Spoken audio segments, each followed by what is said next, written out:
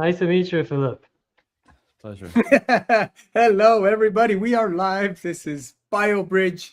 Thank you very much for joining us today. As usual, every other week, we talk about how to connect Japan and the rest of the world in the life sciences. I mostly do therapeutics, but today we have a very special guest who's in more of the medtech and digital health area. Phil, our special guest today, wears, I would say, many hats, but to me, he's the eternal MBA Japan director. So that was an adventure in my early days, and then Phil also was the head of the CCCJ, the Canadian Chamber of Commerce in Japan, and he has a company called Parkdale that helps with companies coming to Japan, etc.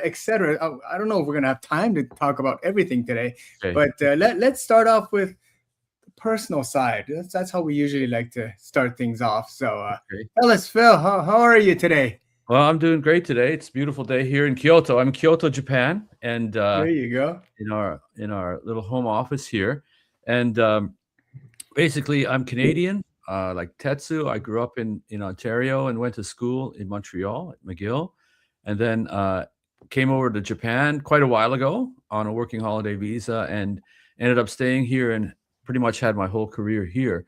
As Tetsu was mentioning, I worked for McGill University, our alma mater, as the director of the McGill MBA Japan program, and that's where I met Tetsu. I was just looking at this. It's like 20 years ago we met. Can you see that? Anyway, you dated him. That's how old you are, Tetsu? You're a child prodigy.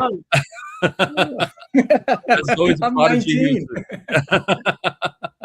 Anyway, right. Forever young. Forever young. Timeless guy.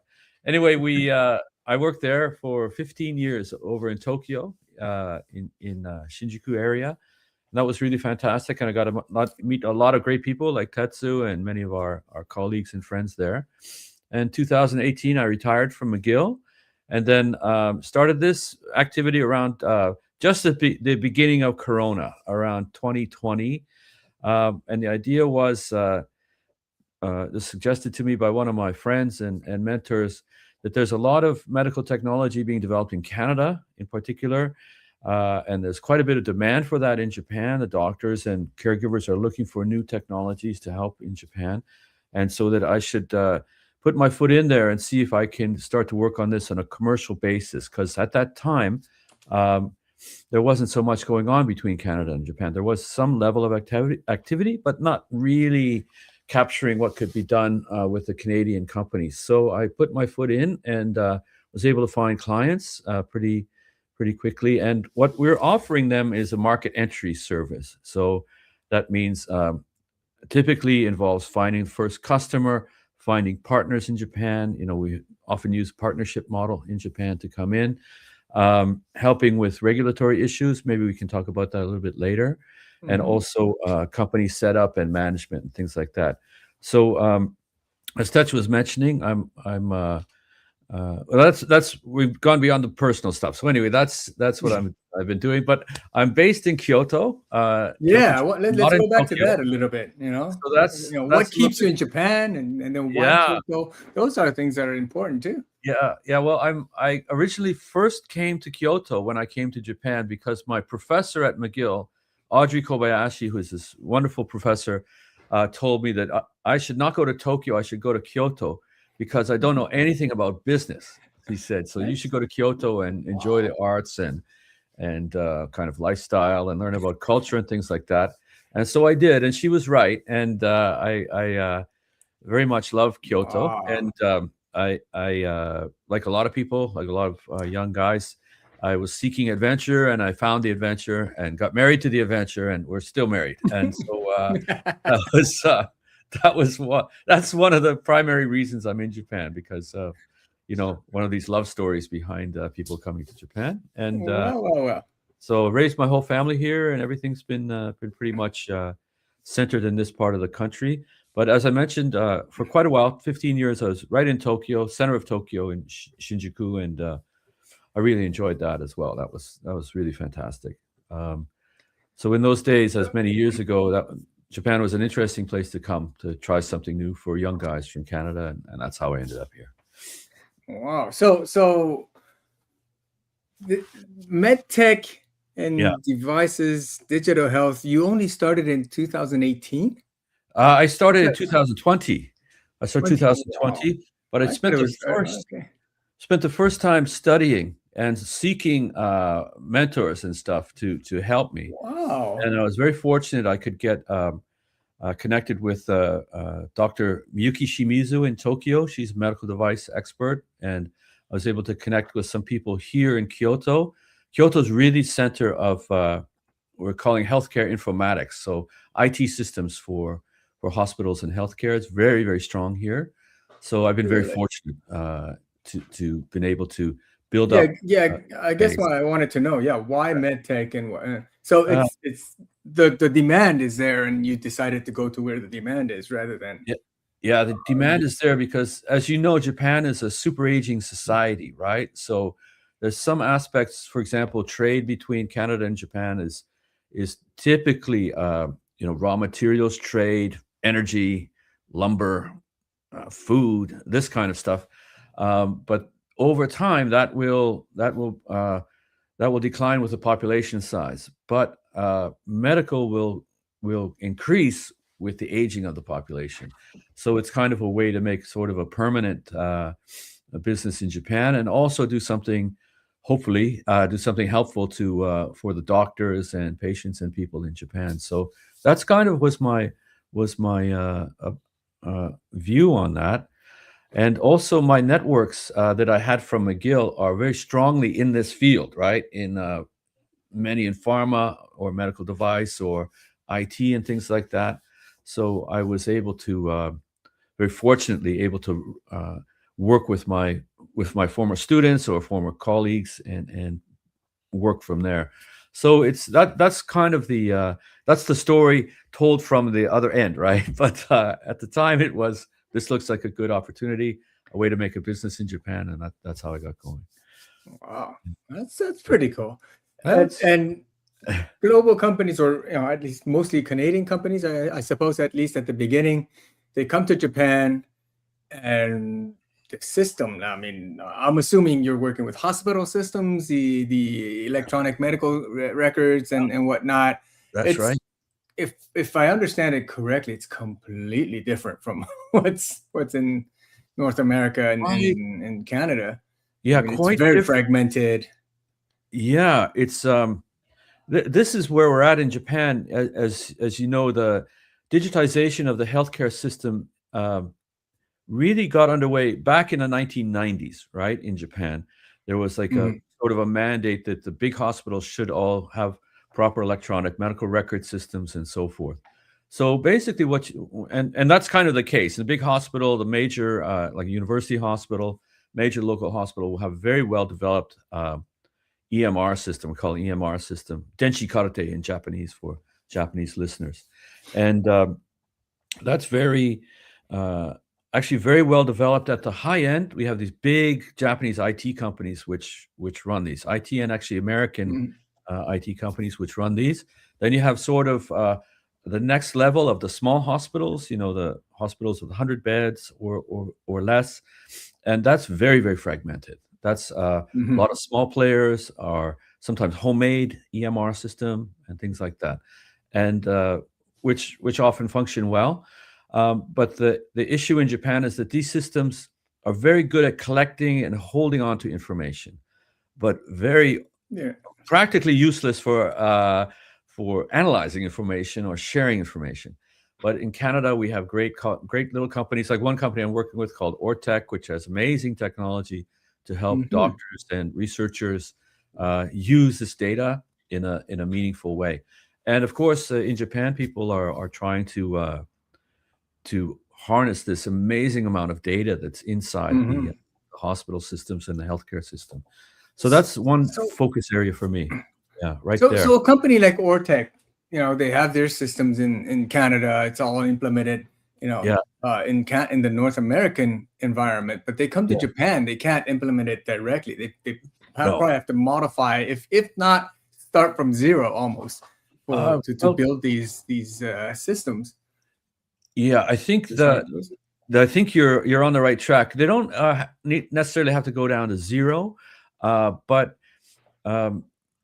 because of the regulatory situation in Japan, you can't do some things you can easily do in North America, right? Like it's very easy to implement a SaaS software as a service system in North America because the legal framework is there, right? And you can quite quickly do that. Here, not so much. That's still catching up. And also, the hospitals here are extremely very protective of their data and their data situation. So that's part of it.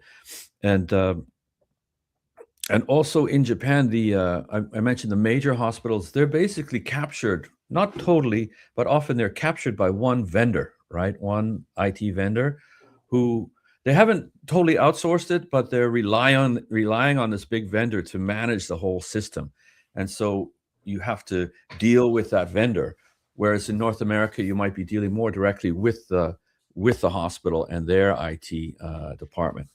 Again, but I've learned from my friends in Canada that you can't just walk up to a hospital in Canada or the United States and say, "Hey, can we help you with your IT?" They'll say no. So it's not completely different. Well, I've got some friends at Mayo Clinic who's come to me and they say, "Well, we have this whole system set up to sort of compile all the information through AI. We'll be able to really."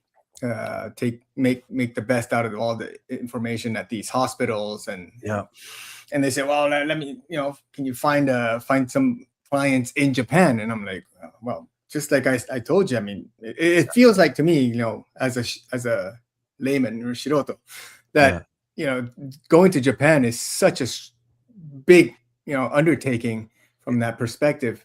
So like Ortec, do they like go to Japan and really go to the hospitals and really talk to the folks, they put in a tremendous amount of work. That's what I figured.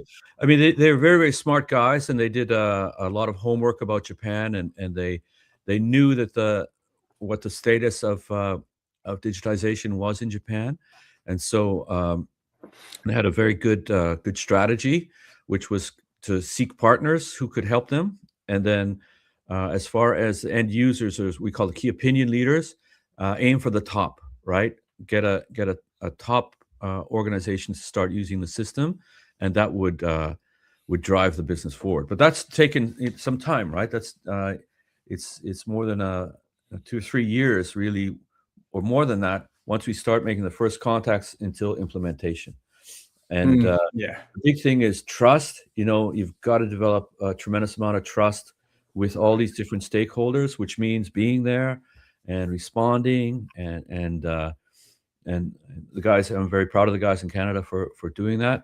Whereas I've heard of other companies, they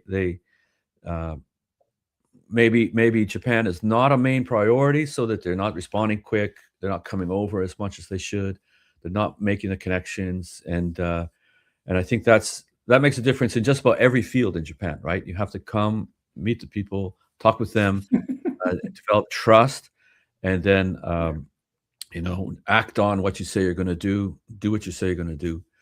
Because, I'm sure you've I've seen many of your videos, other guests, is that often there's perception that Japan is slow, right? People are making decisions slowly, but often within an organization, there's a huge amount of, nemawashi. People are preparing the routes. People are going around and making sure stakeholders inside the organization are ready to bring on this new supplier or new technology. And then when they say, okay, we're ready to do it, they really are ready to do it. Like they want to do it.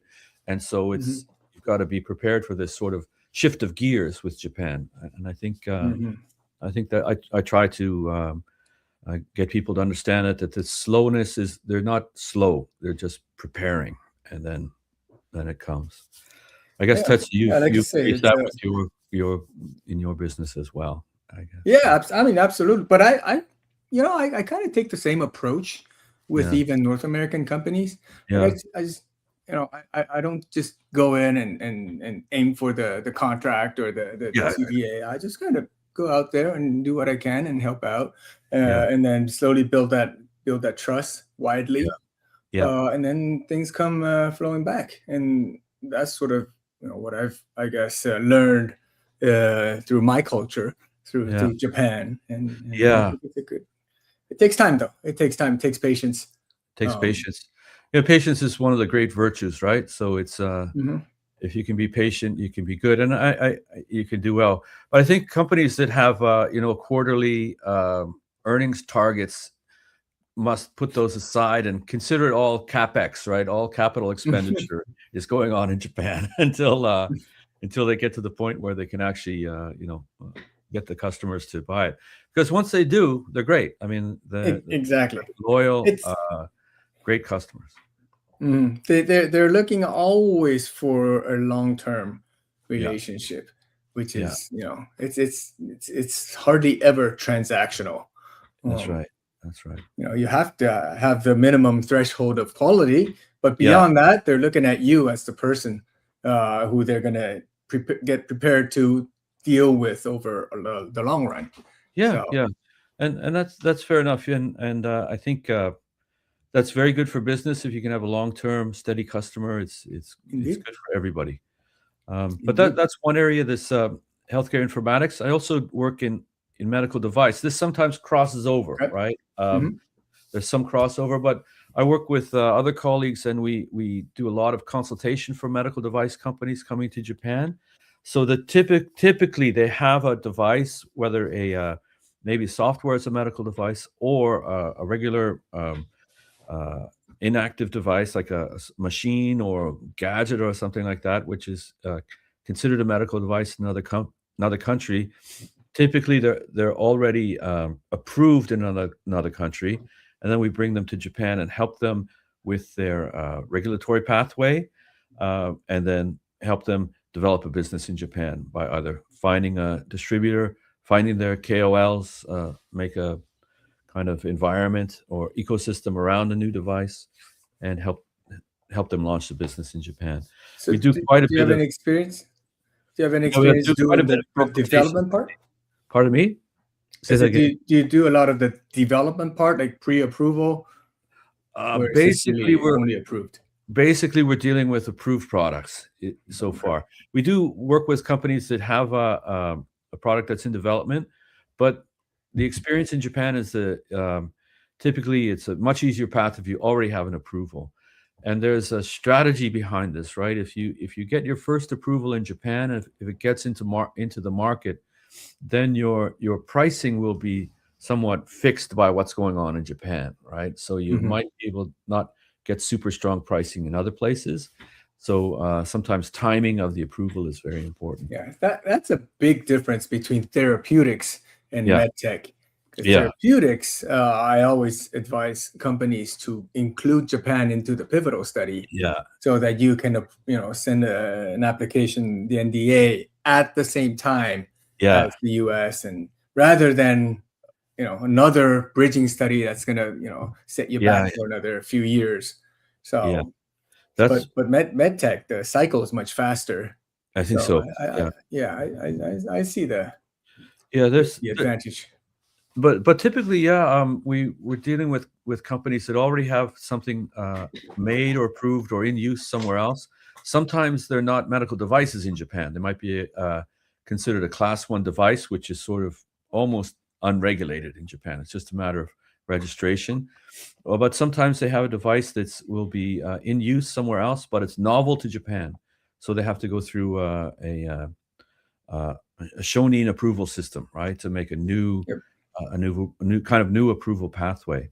And we basically do the consultation on that type of work with other colleagues in Tokyo. But it's a very interesting thing. Demand is very strong in Japan. Doctors want new stuff. Caregivers want new stuff. And I think the patients have awareness, right, that there's technologies in use in other countries that maybe they would want to be able to use as part of their therapy. So I think it's a good market for that in Japan. And the reimbursement, as you know, is good. It's similar to what you might get in Europe or maybe Australia. So it's not a really low cost market. It's just different from the United States, which I don't understand. It's kind of a crazy place over in the U.S. as far as reimbursement goes. And I tried to study about that. I was studying about it, and I just couldn't figure it out. Anyway, so it's really something to see. But we also have Japanese clients, and occasionally consult with them about overseas, in particular European opportunities to go into the European regulatory area. But anyway, that's what we've been up to. And like I said, started in 2020, and was very fortunate to get some good clients and good mentors early on. And now my plan is to build up this business and try to grow it up with more staff and more people. And so yeah, tell me about Parkdale as a company. Like, it's not just you and yourself. It's this tiny company. I work with my wife and a couple other colleagues, and then for most of the regulatory work, we outsource the regulatory work with some regular partners. Okay, so there's a few members on your payroll. That's right. Consultants are outside. That's contracts. Right. That's right. Okay. And that's how we do it, because we don't have we don't have any outside capital or anything like that. We just work with the revenue we get from our clients, and as the project demands, we can add more or less. Typically, projects start very small, and then we'll expand. And then once a company would have a distributor or something, that's sort of handed over to them, and they take care of everything. So like I said, it's very small, but I'm trying to grow it up. And I'm in Kyoto, though, so that's a little bit. We're outside the mainstream of what's going on. Almost everything's happening. About that. I mean, Kyoto is pretty big, but it's not Tokyo. But you have Osaka, right? Right down the road. Yeah, so. There are medical device companies here, some very good ones, and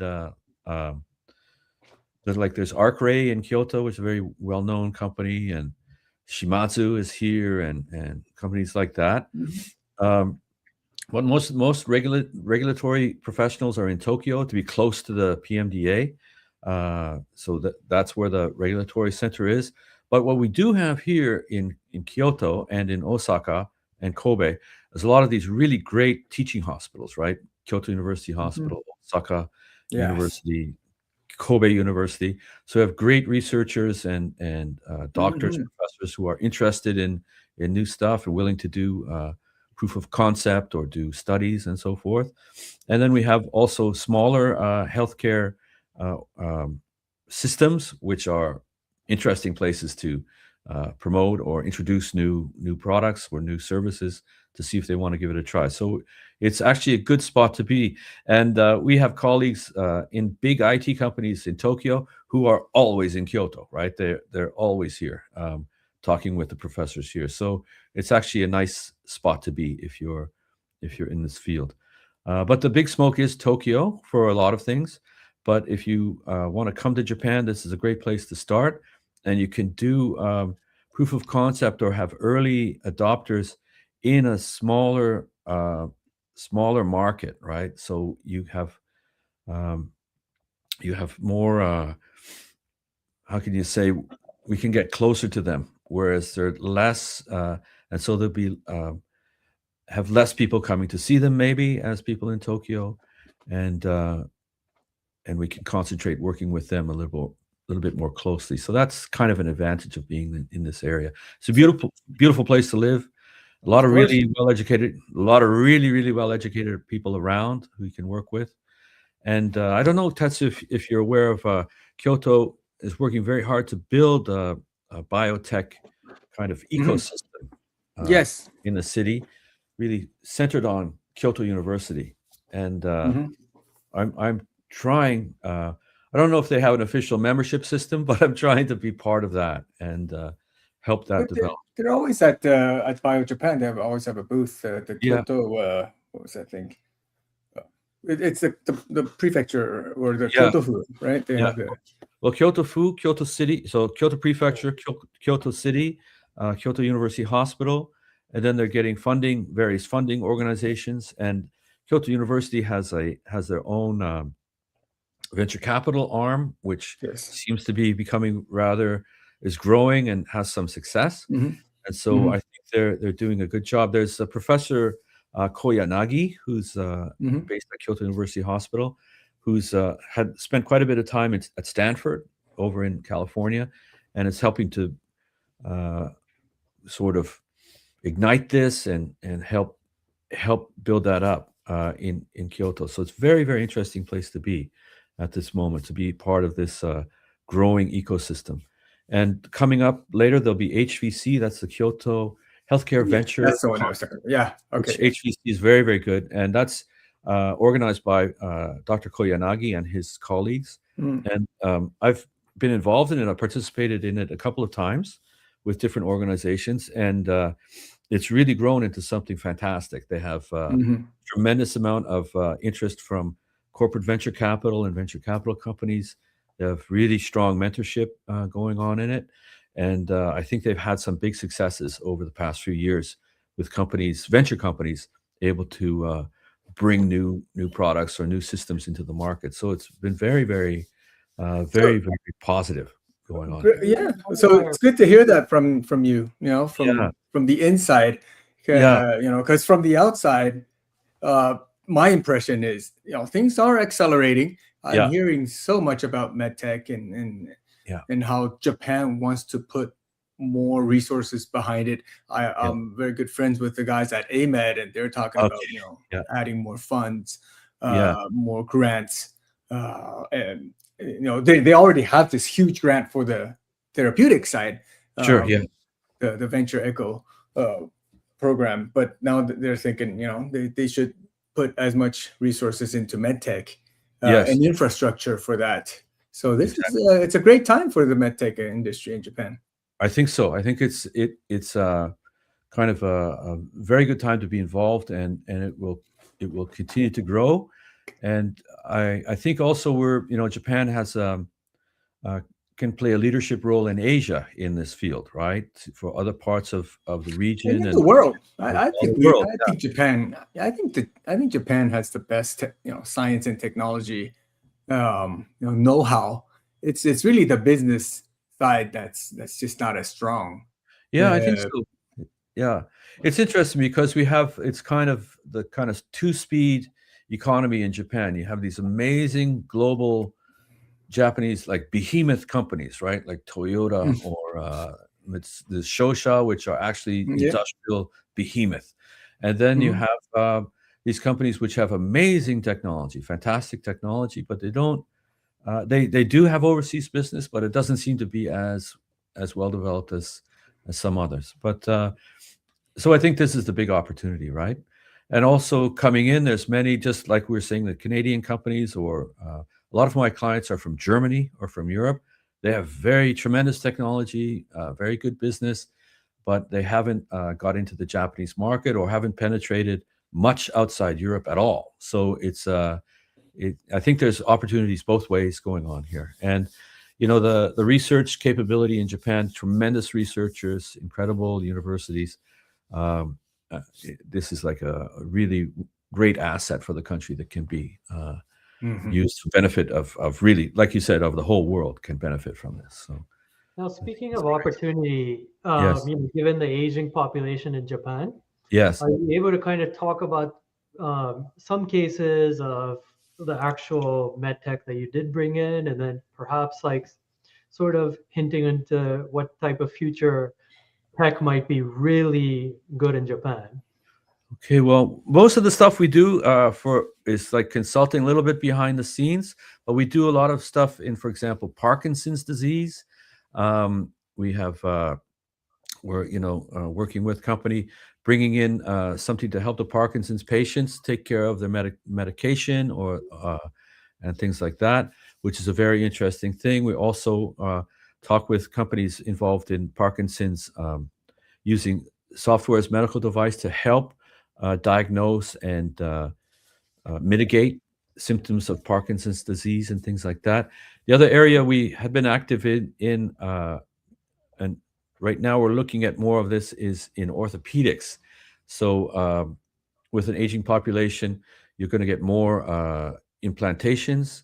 And so we've done work with company involved in, not sure exactly how you would say this. It's implantable material, bone replacement material, which is resorbable. So it's very high risk medical device. And as the population ages, and if there's cases of bone cancer, this is a very interesting area in Japan. So I think with big money in therapeutics is in orthopedics. That's because very high value work.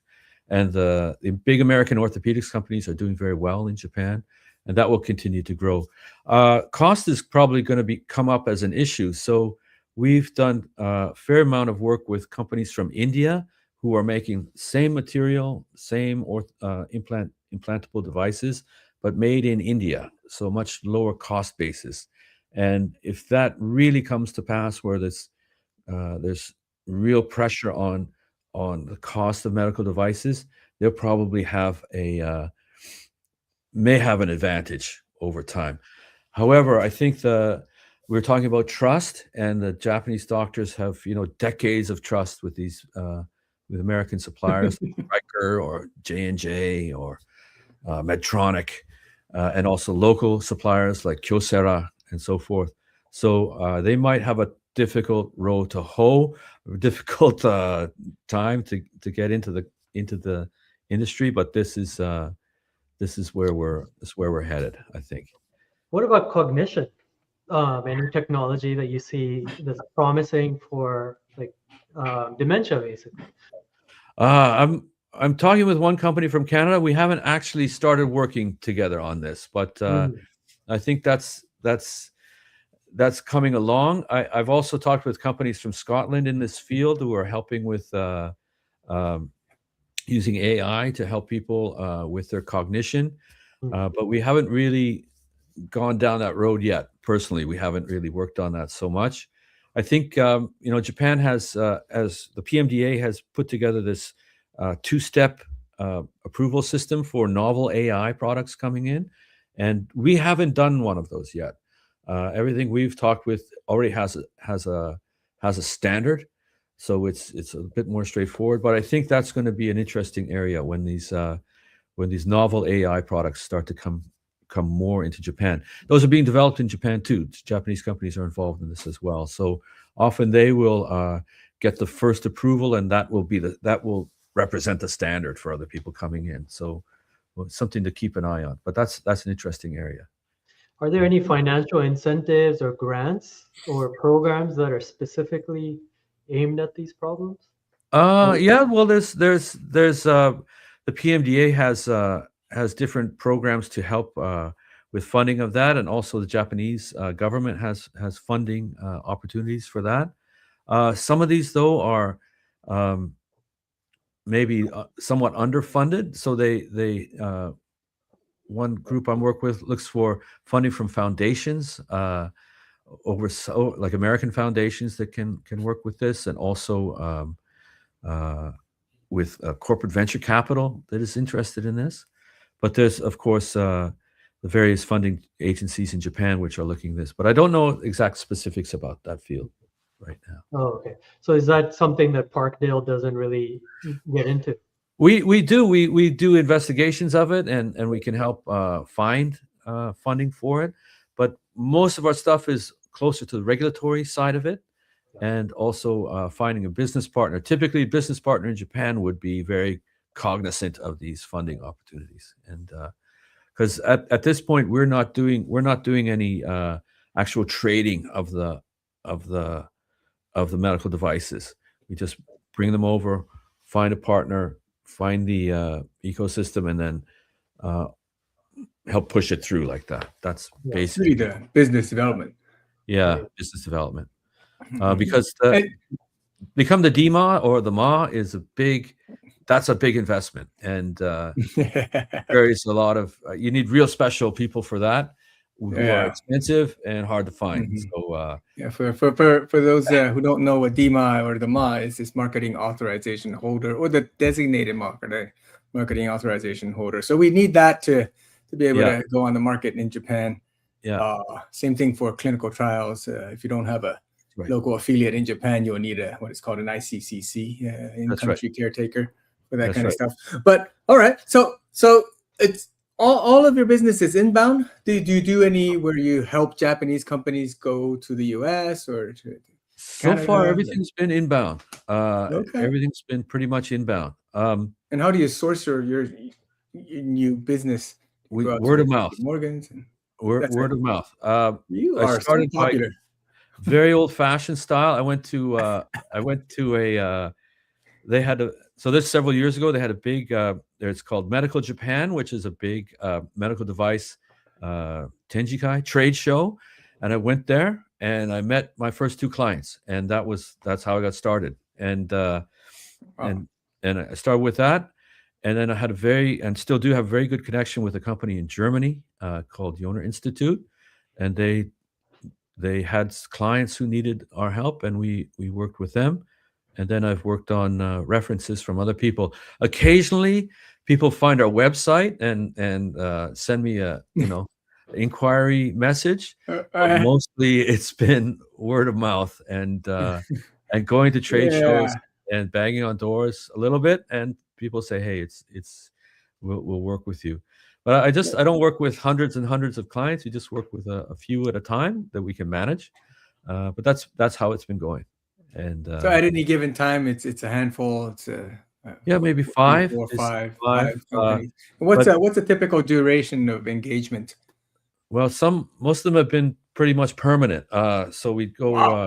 we keep them, but then we have these little projects that come in, which is like a question. Okay, what's our classification in Japan? And then we'll write my colleagues will work on it, and they'll write a expert opinion on what's a classification, or they have a problem in Japan, and they need kind of a troubleshooting expert opinion. Sometimes we have companies that have business in Japan, which is maybe underperforming, and they're wondering why is that, and they want a second or really third opinion, third person opinion on what's the story about this particular market, and we can give them that answer. And that's what we've been doing. But I'm always looking for more clients, always keen to bring more people on. I think, but we need clients that have a commitment to Japan and are not looking for a quick win. We have had clients look for a quick win, and it's like, okay, we'll do what we can, but then it doesn't really work. I think, though, that you mentioned about the DMA, the Designated Market Authorization Holder. I have a colleague, one of our partners, who does offer this service. So if you have a device that is basically Class 2 device or maybe Class 3 device, we could offer that service to help bring it into this sort of management service to bring it into the country. But we're not actually a distributor ourselves. That's sort of to clarify that. But always looking for new clients, always keen to build it up. And you working with any of the McGill alumni? I get advice from them. There are some of my mentors are McGill alumni, and all right. So I was running the teaching program, but now I'm going the other way, and it's been very good. And I knew that they were smart when they were at McGill, but I didn't realize how how many are there? There's like these people are. I only know Detlef and Sugita Makoto. Okay, and, yeah. But we're all therapeutics. Like yeah. in medtech. Yeah, there's somebody in medtech. A few in medtech. Some people from J&J and some guys from Medtronic as well. And so it's been good learning. But it's interesting, like a lot of things, I think Steve Jobs had an interview about that. If you ask people for help, they'll help you, right? And if you say, "Can you tell me about how your business works?" They'll tell you. They'll say, "Okay, here's what you need to do. Here's what you need to avoid." Especially, there's a lot of overseas companies who all they want is like a distributor. Say, "Here, please sell our stuff, and we'll give you money if you can sell it." And it's you can waste a lot of time and energy on this type of project because you'll soon learn that they don't have anything they can sell, and and you end up sort of being a free consulting for them, which is unfair for everybody, right? And I don't know if you put that on your on the final version of this, but anyway, it's this is the final version. I'm sorry to say. Okay, this is live. Okay, but this is something to for people starting out in this field to keep an eye out, because well, that's something we want to know. You know, for the people coming into Japan, you know, what are the typical mistakes for the newbies coming in? You know, don't expect quick win. That's one thing we've already discussed in exactly. But what else? Don't expect quick win. You have to put in effort, because you need to come over to Japan. That's very important, I think. And most people realize that, right? Yes, most people realize that, but you've got to be here. And I basically, I'm developing sort of a standard for new clients, is that I have to see them in Japan. Like I have to have met them, right? And then, okay, they're showing some level of interest in the country. Commitment. Even then, you'd be surprised. It's not every client. Some clients I'm very happy to talk with online and get to know them. So you need to have a commitment, and you need to be prepared. I think when the regulator or somebody starts asking for documentation, right? Got to make sure your documentation is in order, and that you're able to rapidly answer questions from the clients or potential clients in Japan, because that's what they expect. That's their experience in Japan, working with Japanese companies, is that there's somebody there, right, in the same time zone, and there's probably someone in their town, right, it is or in their city can come and help them. So they will expect that. And also, I think basically a minimum requirement now also is that you should have a corporate entity in Japan in order to operate properly. That seems to be, especially in informatics, anything to do with managing data, you have to have a company in Japan which is responsible for this data. Even if there's just me as the paper shacho, you have to have some kind of organization in Japan. Otherwise, it looks like you're not so serious, right? Because it's not so difficult to make a company in Japan. Well, that's what I tell people. You know, setting up a company in Japan is very easy, but it's running it. You know, especially for therapeutics, when you have to run R&D through it, then it's quite a commitment. You got to hire a CEO who knows the business and whatnot. Yeah, but IT, I can see that being a little lighter.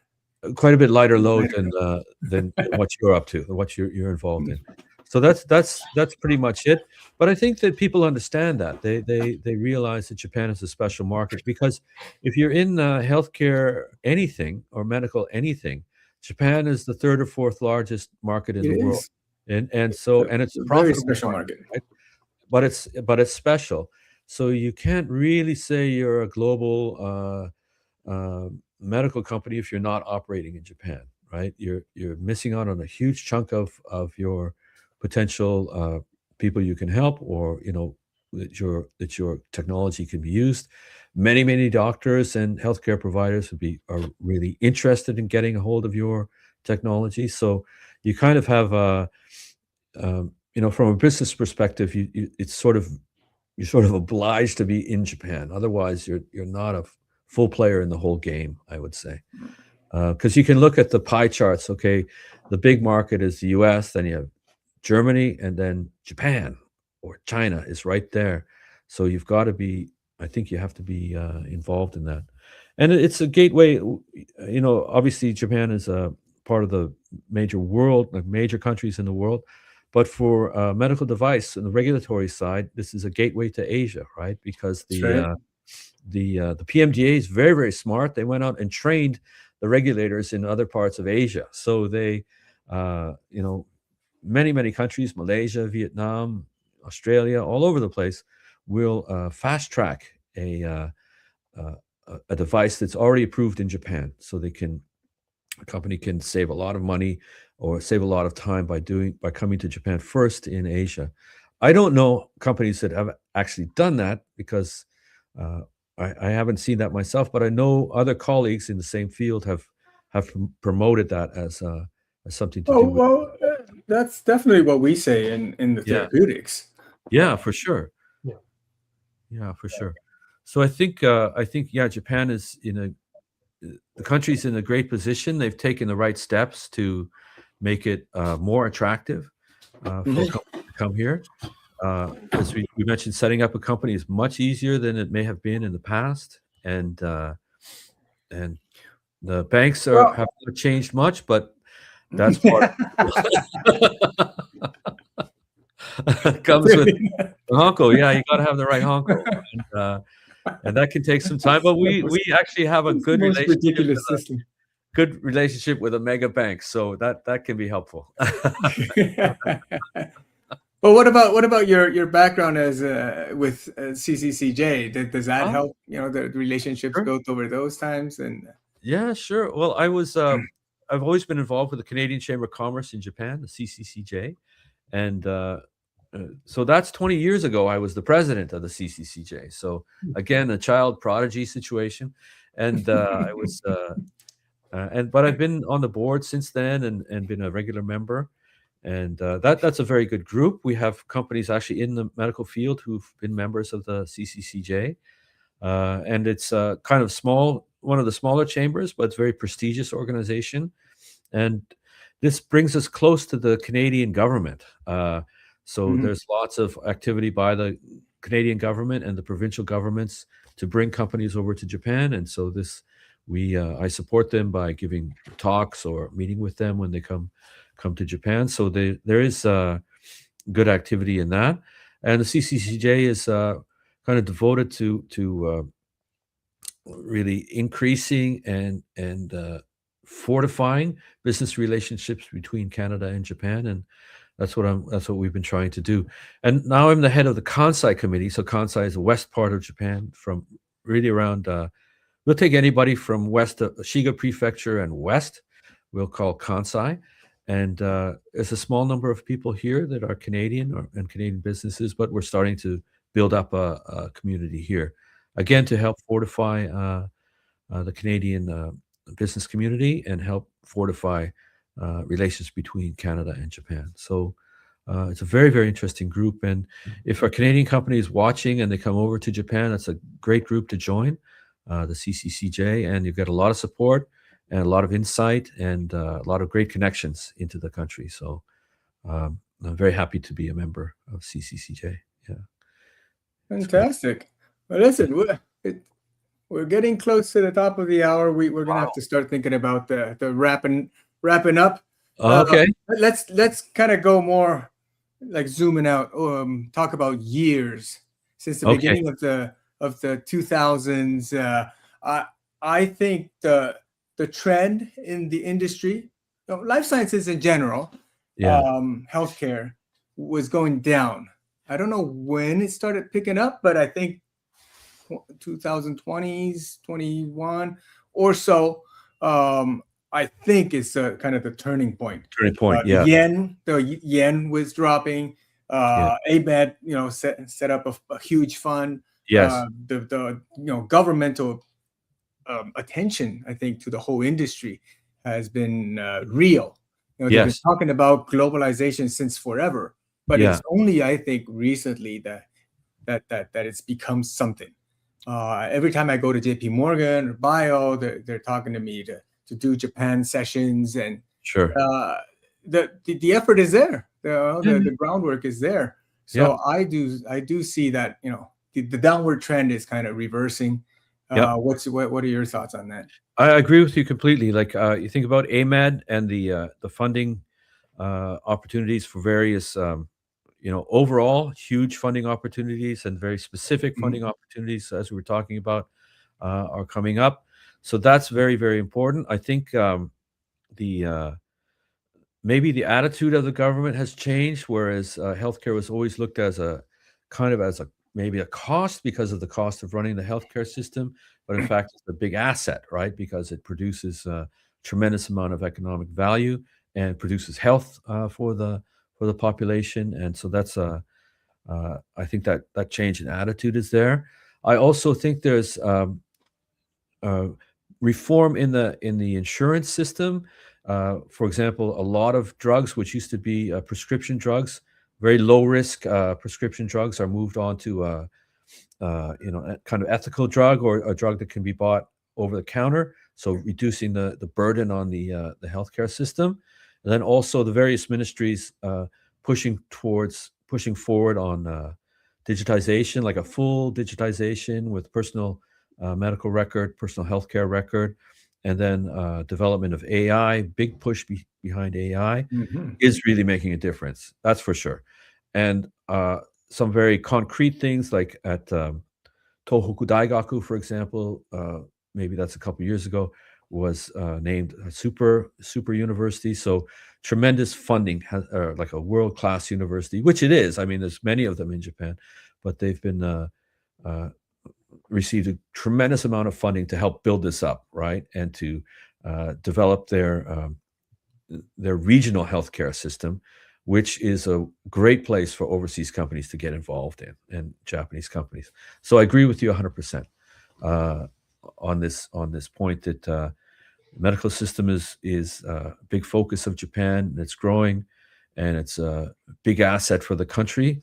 So it's a good opportunity for people to get re-engaged with the Japanese market. They're more welcoming of foreign companies coming into Japan, making it easier for them to establish themselves. All these special visas for folks to stick around. Lots of initiatives going on in Japan to facilitate the cross-pollination amongst Japan and the other countries. And we mentioned the Kyoto ecosystem is growing up, and there's a concrete example of this happening. So I think it's a good time to be involved in Japan. I encourage anybody. Go ahead. Yeah, I was gonna say we just got 2 approvals in IPS coming right out of Kyoto. So that's fantastic. Yeah, that took a long time. That took a tremendous amount of work, but they've come through. 20-year anniversary. Yeah. Well, they come through, so that's incredible, and we want to see where that's going. That will be, when the IPS SIBO was first isolated or first discovered, people said this has tremendous opportunity. But it's taken a long time and tremendous amount of work, but there it is. It's coming out now, so we've got to keep an eye on that. One thing we didn't talk about: talent, Japanese talents. What do you think? Are they becoming global leaders of their own, or some are? Yeah, I think I'm a little bit concerned with the youngsters who are not studying overseas as much. I just graduated from university, and my daughter went overseas for overseas study, but my son couldn't because of COVID. The restrictions were such, and I think that's unfortunate that if Japanese youngsters aren't going overseas to study, because this cross-pollination and making friends overseas in Europe or Canada, maybe US. Maybe US isn't as attractive right now, but tremendous amount of research taking place in Canada, the US, and Europe, and so it's great if they can exchange. And I think in Japan, it has been like this for a long time. Everybody I work with in Japan is well, not everybody, but there's a tremendous amount of women in Japan who have been essentially underemployed, right? So there's this is the ace in the hole in this field, as we can find these people with great experience who may have left the job market for a period of time but can't re-enter. Those are the people I draw on for my team and my outsourcing and things like that. So I think there's a lot of talent in Japan. Maybe because culturally they're a little bit different approach to leadership, or maybe a different way of expressing themselves or showing their leadership. But I think there's a big pool of talent in the country, and I think particularly amongst women who have big opportunities in this field to shine. Just like our MBA program, we had all these incredible women came through the program and have gone on to great careers in business or in healthcare and so forth. And I think that's a wonderful thing for Japan, and we should promote that and encourage that and try to nurture the female leaders of the country for the future, for sure. And you were saying, getting these youngsters to go out and see the world. It's one thing to just be smart and talented, but it's another to really, breathe that air and breathe in that culture. I was in Boston just last week, and it's a different culture. So that kind of stuff, you have to see it to feel it and really to absorb it, even if it's for a short stint. So I think I think though that I was surprised that the Japanese schools don't require a study abroad year. Like, I think they should go to the United States, Canada. Go to, in particular, Canada. You should go because we have the best universities there, and go to Europe or something and meet, or anywhere in the world and meet different people, get a different perspective, and make friends with people around the world. Because that you bring that with your whole life, you'll have that with you. Exactly. Tremendous benefit for the youngsters. All right, Phil, we're gonna wrap this up with your 3 predictions for the next 5 to 10 years in the industry, especially focused on Japan. Predictions? Okay, I think what's gonna happen in the 5 to 10 years? Okay, there'll be good things. Good things. Okay, there'll be total only good things. Good things. There'll be total digitization of the healthcare system. So, individuals will have their personal healthcare record, and they'll be able to easily access their records wherever they need to go. I bet that within 5 or 10 years, and then maybe 5 years. Next is, I think there's going to be a lot of improvement of aged care in Japan. There'll be investment in that. And some new technologies. I'm not saying there'll be a technological fix to this, but I have a feeling that people will.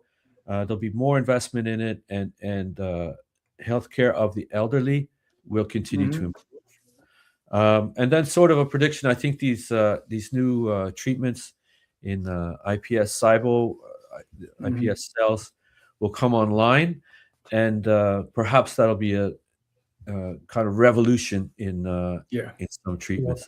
But I'm not an expert in that field, but that's what I would like to see. That'd be a lovely thing to see. You're going to see a lot of that. Cell and gene therapy has come a long way now, and there's so much we can do by just swapping out a cassette of a gene for many of these diseases. Often they're just one single gene. So we're able to do quite a lot of cool stuff. Ibrahim is actually in a cell and gene company now. So okay, sure he. Well, there's a lot going on. Still getting committed in this field, but myself in RNA therapeutics. Okay. Very promising gene therapy as well. Some say small molecules have kind of been, saturated in terms of targets. So some say the next frontier is, cell and gene therapy. So there's a lot of promise there. Okay. Well, I'm really looking forward to that, and because I expect to live a long, long time, and I hope to live a long, long time, and I want to stay healthy. So, like I said, I was in Boston last week, and I took this seminar on agentic AI, and there was a panel discussion, and one of the questions was, who thinks that we're going to be able to fix all the diseases in the world in 5 to 10 years thanks to AI? All the panelists were, yes, that's going to happen. And then just one guy said, nah, forget it. Just the clinical studies are going to take you, 5 to 10 years. So, well, it's good to be hopeful, but definitely AI will accelerate at a pace that we've never seen before. I think so. I'm loving every minute as I learn about AI and agents, and really tailor the use of IT to my needs. Rather than me learning to work with whatever apps that's out there. This is a complete different way of thinking, and it's affecting every industry. And in ours, definitely, we're feeling the impact. So, fun times ahead. Ahead. Thank you so much. It's my pleasure. Thank you for having me. Such a distinguished podcast. Such a great show. Thank you so much, Phil, for sharing your time and expertise. Thank you. Thanks. Nice to meet you, Ibrahim. It's a real pleasure. Thank you very much. Okay, bye-bye.